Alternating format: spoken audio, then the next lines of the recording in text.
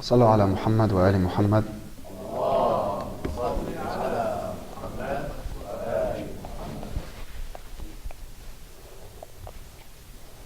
أعوذ بالله من الشيطان الرجيم. بسم الله الرحمن الرحيم.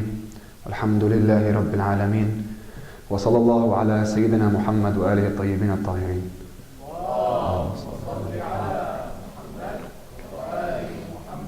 Brothers and sisters, Assalamu alaikum wa rahmatullahi wa barakatuh.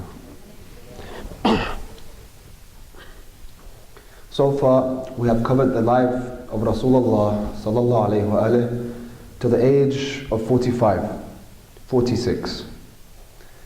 At 45, 46, he had received the prophethood. At 43, the Quran came down and he began the public calling of everyone to Islam. And now he had come out to talk against the idols. So as we said, وَأَمَّا بِنِعْمَةِ رَبِّكَ فَحَدِّثْ. When that came down to proclaim in the name of your Lord, to bring the people to Islam through the Quran, to tell them of Tawheed, to tell them of heaven, of hell. And Rasulullah called out to the people of Mecca, and Abu Lahab told him, Tabban lak, you call us out for this. And so his uphill slope began. After the Isra or Mi'raj, and around this area, people would mock him like never before. Now they would say he's a sahir, he's a majnoon. If you go past him, put your fingers in your ears, or he'll trick you with hypnosis. Don't listen to him, put cotton in your ears. So now Rasulullah is on his own. And only a few people from Mecca became Muslim. Altogether about 80 to 90 people, and then it became stale. People would not become Muslim anymore because the Muslims started facing so much oppression from every angle. Sallu ala Muhammad wa ali Muhammad.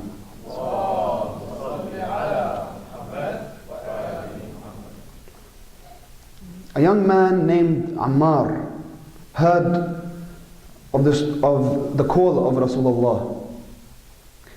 And as he heard more about the message, he decided to become a Muslim. And his parents, Yasir and Sumayya, had a problem with this.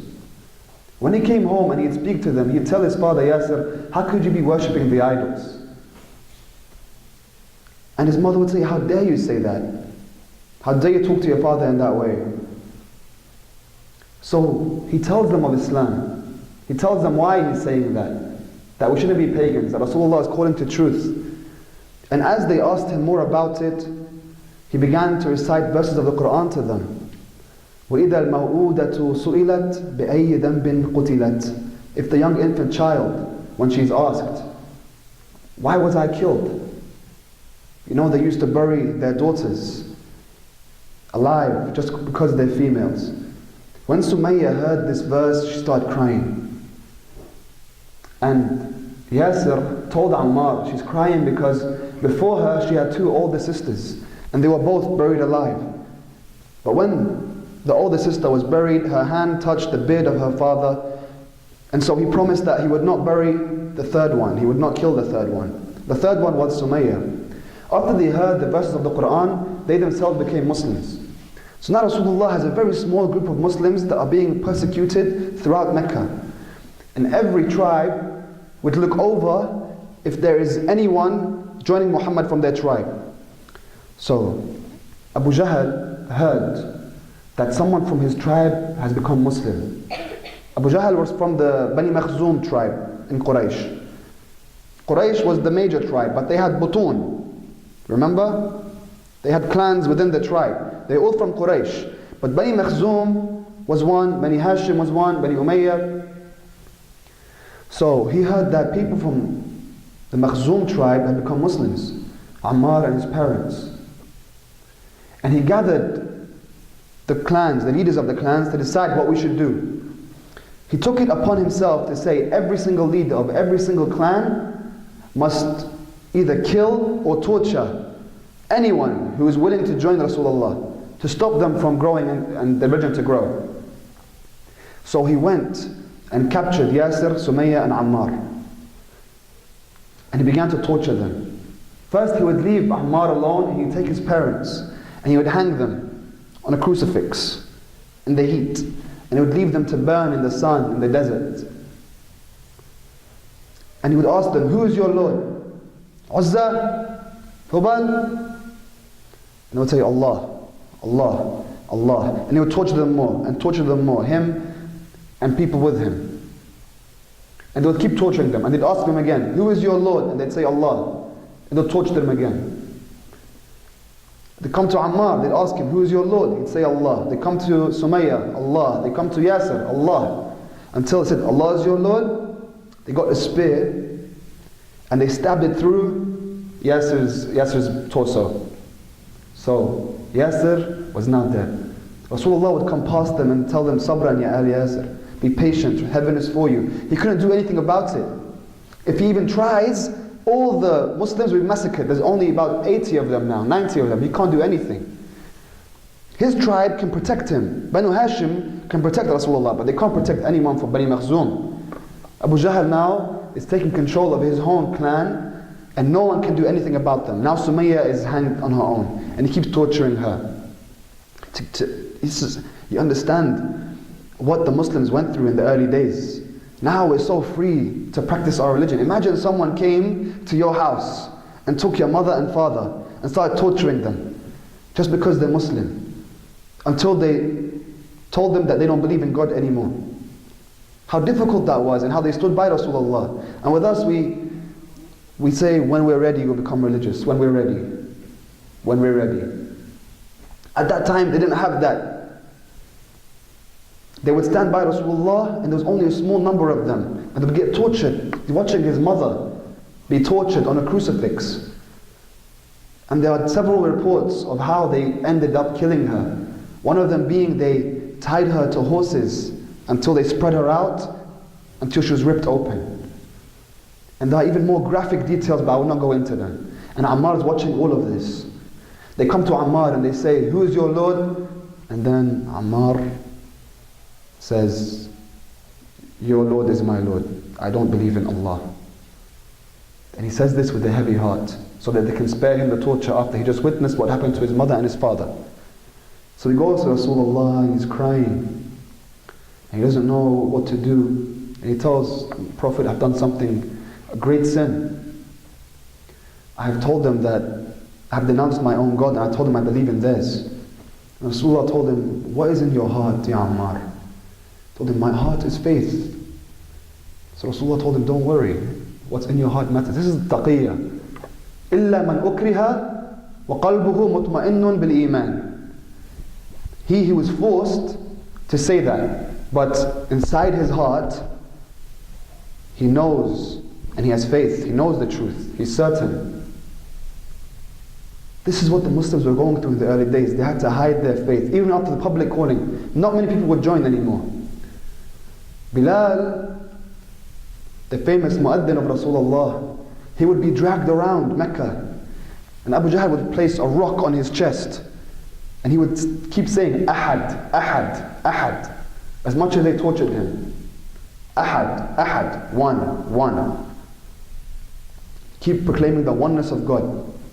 So Rasulullah's followers are being oppressed like no other. And Rasulullah needs to figure out a way to stop this. So he knows of a king in Abyssinia, in Ethiopia, modern day Ethiopia, Al-Habasha. And the king's name is Al-Najashi.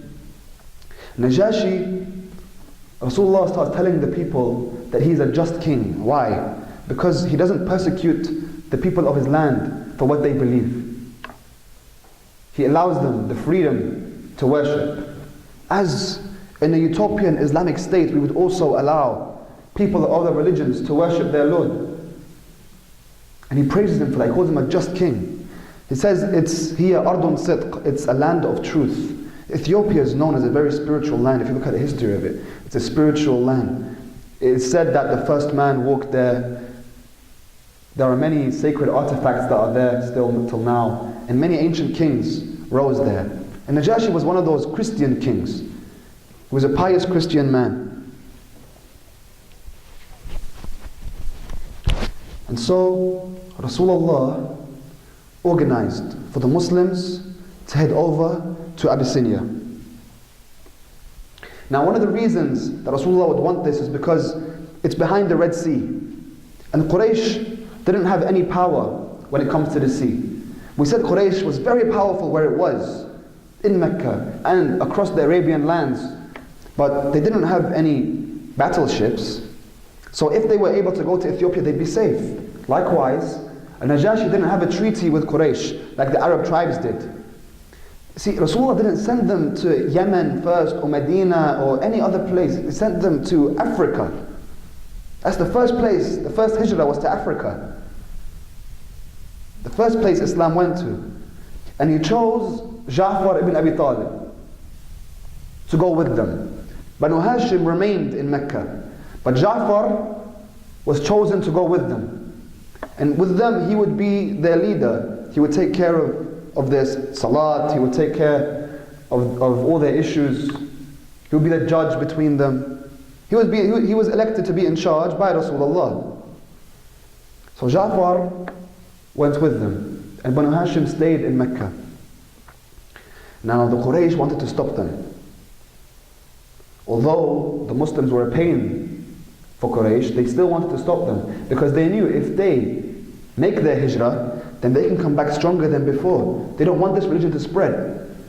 But thankfully the Muslims, now about 120, including the children that are now born within Ethiopia, there's about 120 Muslims now staying in Ethiopia.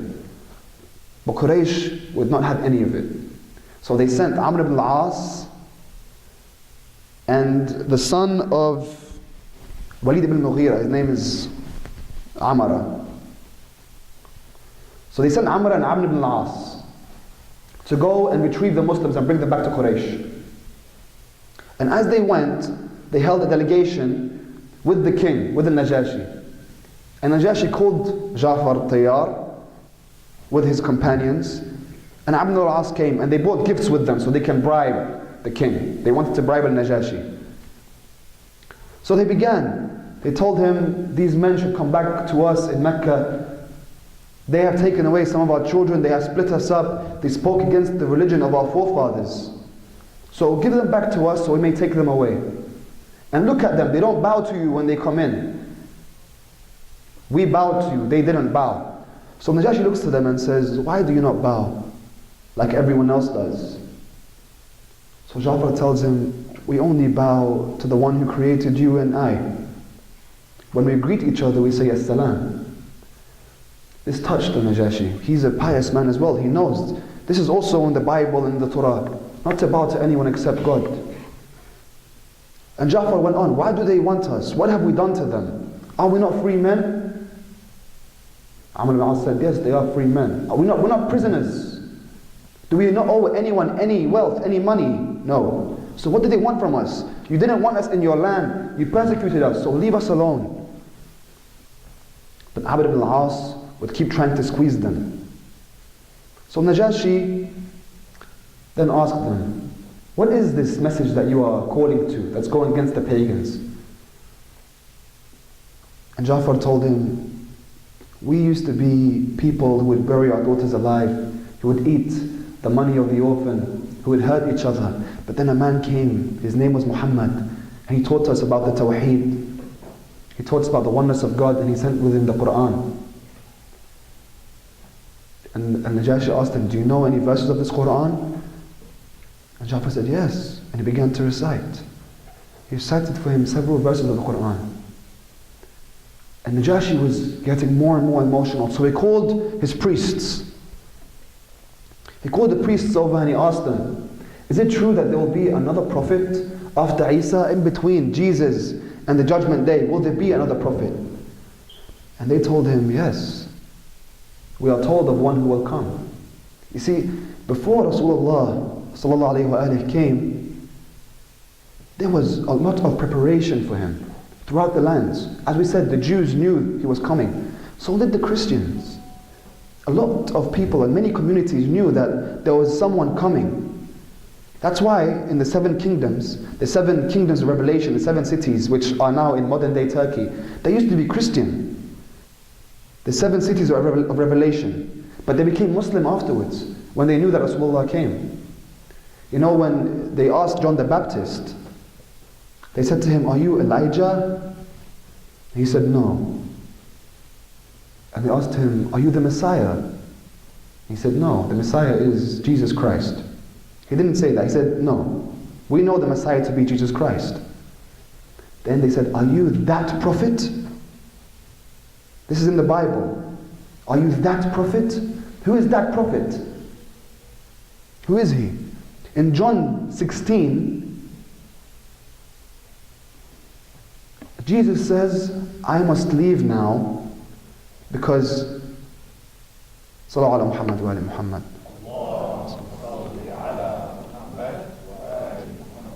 It's a difficult word in another language. He says, I must leave now because the Paraclete is coming. The Paraclete. The Paraclete, the Christians say, is the Holy Spirit or the Holy Ghost. But it doesn't make sense for Jesus to say, I'm leaving, so the Paraclete must come. Because he lived with the Holy Ghost, they say. He lived with the Holy Spirit. If he says, I'm leaving because the Paraclete must come. He must come to you now. So what is the Paraclete? In Aramaic, in ancient language, Paraclete is Muhammana. Muhammana. Our scholars say that's Syriac for Muhammad. In that time, when they read Muhammana, I must leave because Muhammana is coming, in those cities of revelation, Muhammana, Muhammad, close enough. So they believed in him and they became Muslims. A lot of Eastern Christians became Muslims because of this. So many Christians became Muslims at that time. They were waiting for it. Now you look to the Quran, and Ja'far is speaking to Najashi, and Najashi is noticing that his own revelation, what he believes in, is in this revelation that Ja'far is speaking about. Especially when you think that, when it comes to the Muslims, we believe, all of us, that Isa doesn't have a father. That Lady Mary was born, that Lady Mary gave birth to Nabi Isa without a father. Some Christians don't believe that. In the Quran itself, Isa is mentioned 500% more times than Muhammad is. The name Isa is mentioned 500% more times. Imagine that. You know when they say Rasulullah is the one who wrote the Quran? I mean, Rasulullah wrote the Quran, but for some reason he keeps himself out of the Quran. He keeps praising and popularizing another prophet. 500% more times. Lady Mary in the Bible is mentioned 18 times. In the Quran, 32 times. It's almost 100% more times. So, Ja'far now is speaking to Najashi, and he tells him, we have a chapter in the Quran called the chapter of Mary, Surah Maryam. And he begins to recite the Quran to him. He begins to recite that surah. And Najashi starts crying. وَهُزِّي إِلَيْكِ بِجِدْعِ النَّخْلَةِ تُسَاقِطْ إِلَيْكِ رُطَبًا جَنِيًّا.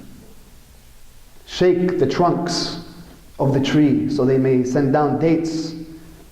When Lady Mary is giving birth, Allah tells us to shake the trunk of the tree. And as Najashi hears the story of Jesus' birth in the Quran, he begins to cry. Then he draws a line and he says, your religion and my religion is no different than these two sides. And he tells Amr ibn al-As to go back. Amr ibn al-As tried to put them in a corner. He's like, ask them about Jesus. And this was the answer that he received. He said, we are no different. He told Amr ibn al-As to go back. This Surah Maryam is a very special surah. When you look through the content of it, I myself personally, last year I was going through this thing in my head, asking myself, who am I? Who am I? Trying to think of what is one's true identity. What is one's identity? Am I a student? No, because when I stop studying, I'm no longer a student. Is one his job? Is a policeman just a policeman? Or what is he after he retires? Who am I? Who am I? And for some reason, I kept reading that surah, Surah Maryam, again and again, every morning. For no specific reason, I just kept reading it. And then I saw it smack bang in my face when Lady Mary brings Nabi Isa to her people. And she's taken a vow to not speak. And as they tell her, how could you do this? How could you have had a baby without a husband? They're accusing her of adultery. And she points to the baby when the baby speaks. قَالَ إِنِّي عَبْدُ اللَّهِ, I'm the slave of God. I was like, wow, that's who I'm supposed to be. That's who we are. Sallallahu ala Muhammad wa ala Muhammad.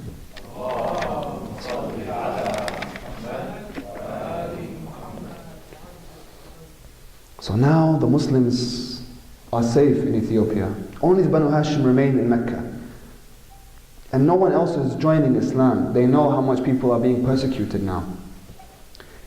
And Abu Lahab sees Rasulullah and curses him. Abu Jahl sees Rasulullah and curses him. Everywhere around town, they're oppressing the Rasul. Until one time, when Abu Jahl is abusing the Prophet, and Banu Hashim start to crowd around the house of the Prophet, and the Prophet never used to respond. He used to let go and walk on.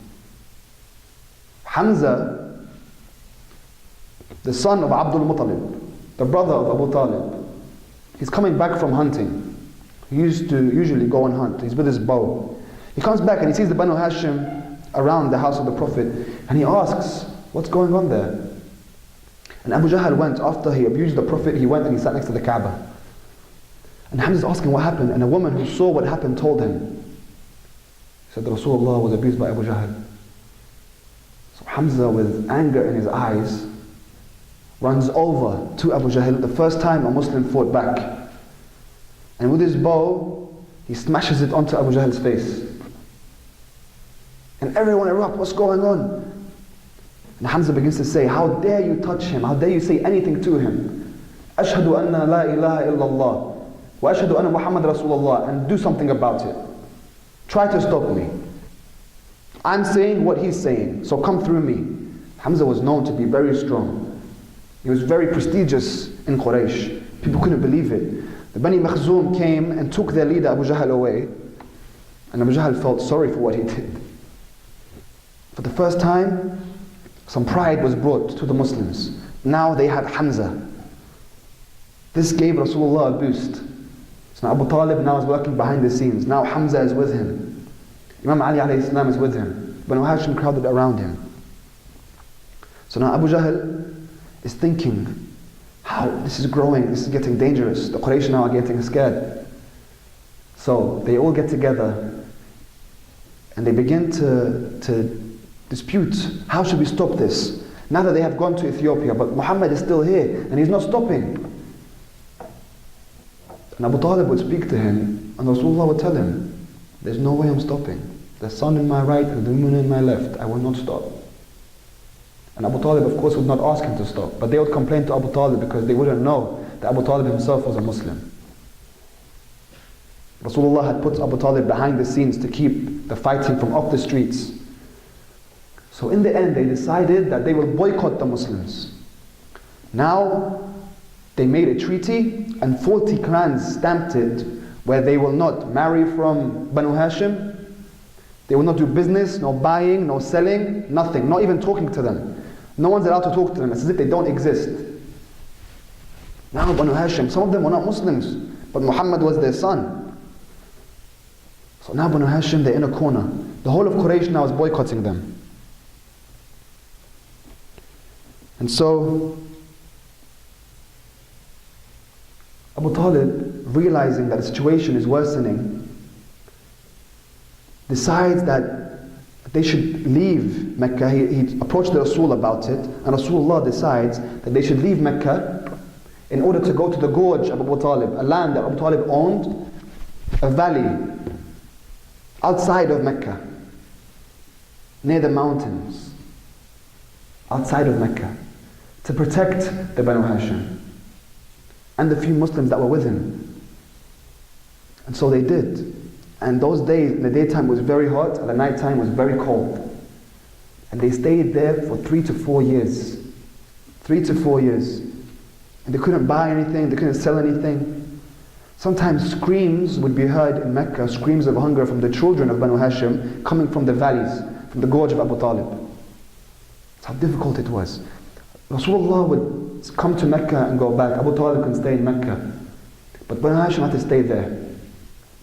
And Abu Talib would always tell Imam Ali alayhi salam to sleep in the bed of the Prophet. It didn't happen one time, it happened on several different nights.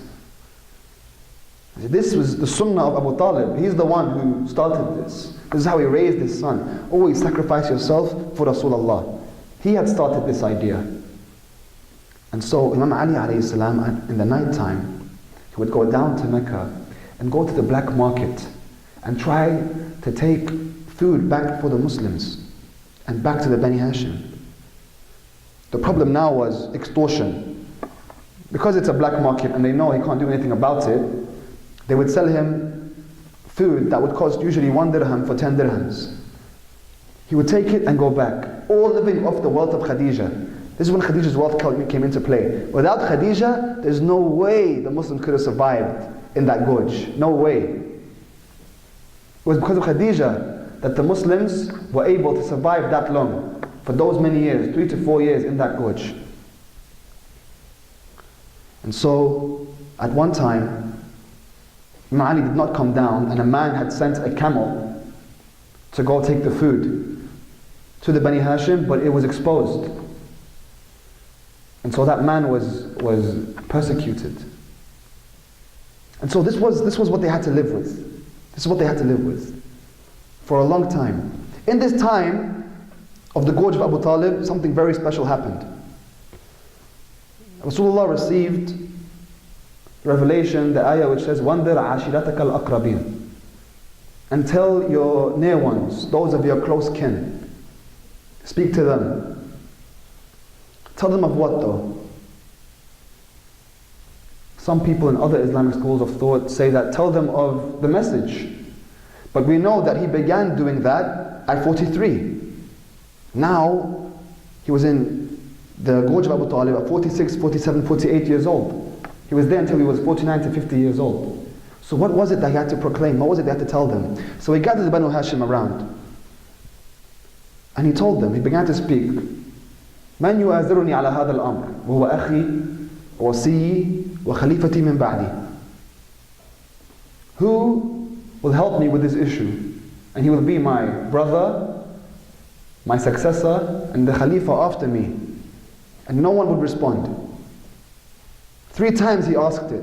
And Imam Ali alayhi salam is the only one who would respond. He said, أَنَا لَهَا يَا رَسُولَ اللَّهِ. Me. So Rasulullah said, you.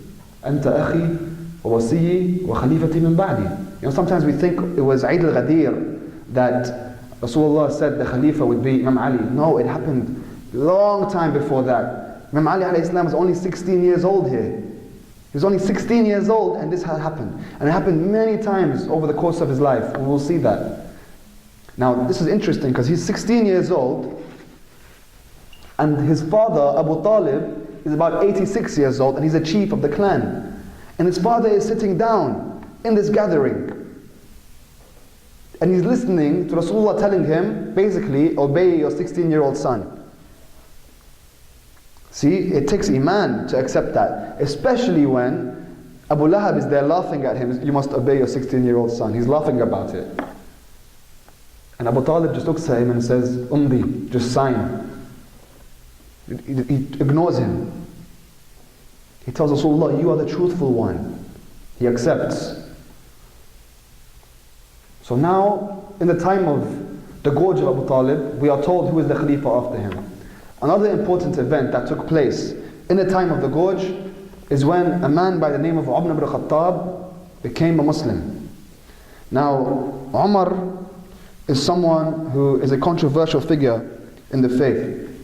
And for this reason, instead of me saying anything from my own words, I brought a book with me called The Messenger, The Meanings of the Life of Muhammad by Professor Tariq Ramadan, a famous scholar, many of you know him. And he has 1 page written on when Umar became a Muslim. So I figured I'd read from here. Sallu ala Muhammad wa ali Muhammad.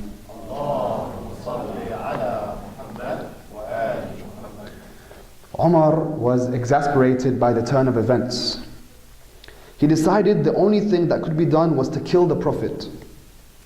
This was the surest means of putting an end to the disorder and sedition that were welling up and endangering Meccan society as a whole. He went out of his house, his sword in his hand, to look for Muhammad. On the way, he met Nu'aym ibn Abdullah, who had secretly converted to Islam. Nu'aym asked him why he looked so angry, and Umar told him about his intention to kill the Prophet. Nu'aym quickly thought of a means to divert him from his plan. He advised Umar to restore order in his own family before setting upon Muhammad. He informed him that his sister Fatima and his brother-in-law Sa'id had already converted to Islam. Astonished and infuriated, Umar changed his plans and made straight for his sister's home. She and her husband were reading and studying the Quran with a young companion when they heard someone approaching their house. Umar had heard the sound of the recitation inside, and he accosted them coldly, bluntly asking what they had been reciting. They both denied the fact, but Umar insisted that he definitely had heard them reciting a text. They refused to discuss the matter, which caused Umar's anger to flare. He sprang to his brother-in-law to strike him, and when his sister tried to intervene, he struck her, causing blood to gush out. The sight of blood on his sister's face produced an immediate effect, and Umar stopped. At this very moment, his sister exclaimed with spirit, "Yes, indeed, we are Muslims, and we believe in God and His Messenger. As for you, you can now do as you please." Umar was taken aback. He was torn between remorse at having hurt his sister and at bewilderment at the news he had just received. He asked his sister to give him the text they had been reading when he arrived. His sister demanded that he should first perform the ablution. So Umar accepted, performed the ablution, and began to recite the Quran. The chapter goes on to speak about he was very touched by the Quran and he became a Muslim. The reason I spoke from here is so no one says that I myself have brought anything outside of what our Sunni brothers believe themselves. Now, Umar was from the tribe that within Quraysh that was not like Bani Hashim or Bani Makhzum or Bani Umayyah. They were a lower class tribe, so there was a hierarchy within Quraysh. Umar used to say about himself that he's a dalil fi qawmih. He was low amongst his people, but he still had that love for Quraysh because the Quraysh loved themselves. The Quraysh were known amongst the Arabs, they were the most royal amongst the Arabs. So everyone within Quraysh had the loyalty towards someone else in Quraysh. We covered this in the first few nights. But what Umar saw within Islam was very beautiful to him. All this time he had been working in the market as an aid to businesses and business transactions. Now he was seeing how in Islam there's equality. The black man is the same as the white man. There is no hierarchy. Everyone's equivalent. Now Umar becomes Muslim. He found his humanity in Islam. Someone like Hamza from Banu Hashim would come and hug him. Hamza would hug someone from a lower tribe. This religion was humanity to him. So he had a great benefit in becoming Muslim. So this is a very special event that happened at the time of the Gorge. The Muslims were still being persecuted at this time. Another event that happened is the coming of a man named Sa'ad ibn Zurara. Sa'ad ibn Zurara came from Medina. He was from the tribe of Aus. Al-Aus wal Khazraj, two tribes. He's from the tribe of Khazraj. The Aus and the Khazraj used to always kill each other. They were the ones who were given the weapons by the Jews in Medina. They used to always kill each other through generations and generations. So Khazraj sent Sa'ad ibn Zurara to Mecca to make a treaty with Quraysh so they can help them in avenging themselves and their brethren, and they may attack Aus. So the Khazraj are seeking a treaty with Quraysh. Sa'ad ibn Zurara is the one sent to Mecca. Sa'ad goes to speak to the men of Quraysh, but they say they're busy. What are you so busy with? You're in Mecca, you're safe. There's a man, he's calling people to this new religion. He's taking away our children. He's a problem. We're figuring out how to stop him. Who is this man? His name is Muhammad. If you see him, don't listen to anything he says. Put cotton in your ear and move away from him straight away. So Sa'ad says, okay. As Sa'ad is in Mecca, he goes towards the Kaaba, and he didn't achieve anything from coming to Mecca. Then he sees Rasulullah. He puts the cotton in his ear and he walks on. But as he's walking, he thinks, why am I doing this? If I go back to Medina and have brought nothing with me, I've done nothing, there's nothing to lose here. Let me listen to this man. So he goes to him and says, good morning. Rasulullah raises his head and says, Assalamu alaikum. And they begin to speak. And as he asks him more and more about life and his message, the more his heart becomes content. Rasulullah begins to tell him about Tawheed, about the Prophet, about the Quran, recites verses for him. And Sa'ad says, this is the man that the Jews always used to talk about.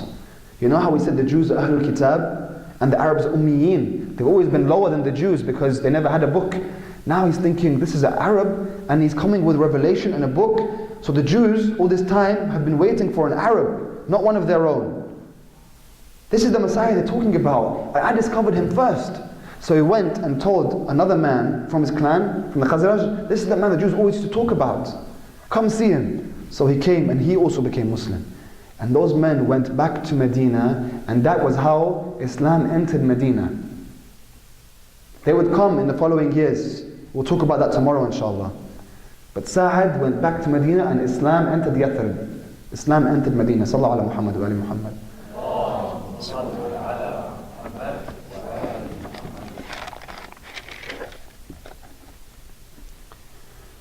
Now, the persecution, the boycotting of the Muslims ended how? Jibreel came down to Rasulullah and told him, a creature has been sent down by Allah subhanahu wa ta'ala that has eaten the words of the treaty, of the scroll that was placed in the Kaaba to boycott Bani Hashim. So Abu Talib finds out about this. Rasulullah tells him, how do you know this? Rasulullah tells him, Jibreel told me. So Abu Talib says, so shall I go to them and tell them about this? Do you give me permission? And Rasulullah said, yes, go. So Abu Talib went to Quraysh, and here Quraysh see Abu Talib coming to speak to them about this. They think, finally he's given up. Do they finally give up? Is he coming to tell us that Muhammad gives up now? But Abu Talib comes and tells them that words on the treaty have disappeared. And they laugh. He says, you're laughing, but I'll make a deal with you. Let's check the treaty. If the words are there, you can take Muhammad and do what you want with him. But if they're not there, you must end up boycotting of the Muslims. So he said, of course, we'll do that. So they went to the treaty, which is stamped by 40 different clans. And in truth, the words were gone. Allah had sent a creature to erase the words of the treaty. And that's the way the gorge was ended. So the boycotting had finally stopped through the deal of Abu Talib and Quraysh. Now coming towards the ending of this, after Rasulullah has been through so much in that time. You know, when in the easy times, it's okay to follow someone, everyone's happy, but in the difficult times, when there are no food, heat, cold, no safety, risk of death at any time, people begin to complain. It becomes hard to lead. And in that time, Rasulullah had two backbones. He had Abu Talib and he had Khadija. His young daughter, Sayyidah Zahra alayhi salam, now is reaching 6-7 years old. Sayyidah Zahra, from that age, she was aiding Rasulullah through everything. He would kiss her hands. Not because he's a father or she's his daughter. Someone like the Prophet doesn't do things like normal fathers do. Someone of that station won't kiss her hands just because she's his daughter. Every single small thing that Rasulullah did, every single look that he made, each blink, anything he did, it was done consciously. He would sleep in a way because he knew he was always being watched. He would sleep in a way that's godly. He would sit in a way that's godly. He would breathe in a godly way. He would speak in a godly way. Nothing he did came from his own self. When he kissed Sayyidah Zahra's hands, he's showing how much responsibility this young woman has taken at such a young age. And so she's with him. And through the wealth of Khadija, the Muslims survived. And through the help of Abu Talib, they were freed. But Abu Talib now was 86 years old. And now Abu Talib was nearing his death. He is now on his deathbed. Rasulullah's backbone. right after the gorge of Abu Talib. So he sits by his side, he says, Ya Am, ربيت صغيرا وكفلت يتيما وأنصرت كبيرا. You have brought up a young man, and you adopted, you took in an orphan, and you made an old man victorious. And as he spoke to Abu Talib, the man who took over from watching his mother pass away in front of him, from watching Abu Talib pass away, now finally, from watching Abdul Muttalib pass away, now finally Abu Talib is breathing his last breath. And only 3 to 4 days later, Sayyidah Khadija alayhi salam is falling sick. She was the one who was with him through the early days, through everything. When Rasulullah sees her on her deathbed, he says, I wish my eyes weren't seeing what they're seeing right now. And in memory of Sayyidah Khadija, whose death anniversary is on the 10th of Shahr Ramadan, in a couple of days. But since in our series, her passing away is tonight, we recite a small majlis in her memory. Sallu ala Muhammad wa ali Muhammad.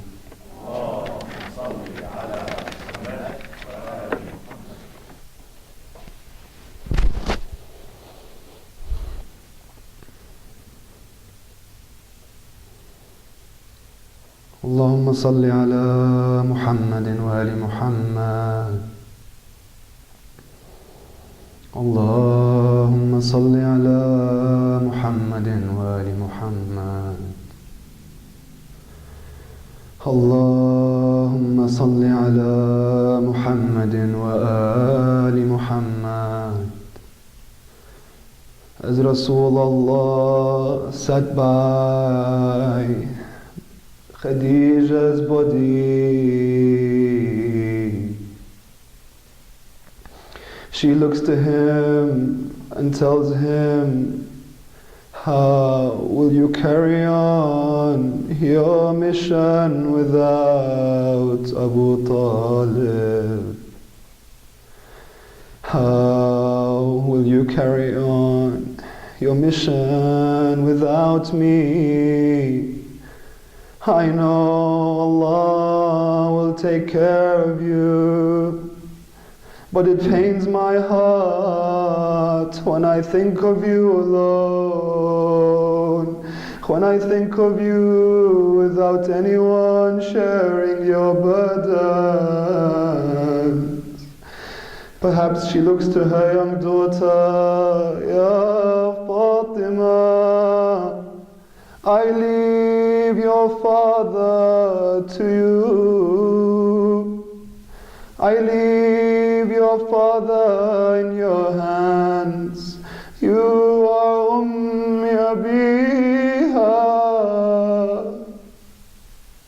Take care of him for me. As Rasulullah sits by Khadija, he remembers all the times she stood with him. She believed in me when no one believed in me. Goodbye, my Khadija. Goodbye, my love. She wouldn't eat so I could eat. She wouldn't sleep so I could sleep. He would take Khadija to bury her, to put her in her grave, saying his final goodbyes. As Fatima asks him, Aina Ummi, Aina Ummi. But Rasulullah could bury Khadija in public. He had Sayyidah Zahra by his side. He could bury her in the daytime. He did not have to take her in secret. Like Ali ibn Abi Talib, when he took Sayyidah Fatima in the middle of the night. He hid her. We still don't know where our mother is buried. We still don't know where our mother is buried. وَلَعْنَةُ اللَّهِ عَلَى قَوْمِ الظَّالِمِينَ وَالْحَمْدُ لِلَّهِ رَبِّ الْعَالَمِينَ وَصَلَّى اللَّهُ عَلَى سَيِّدِنَا مُحَمَّدٍ وَآلِهِ الطَّاهِرِينَ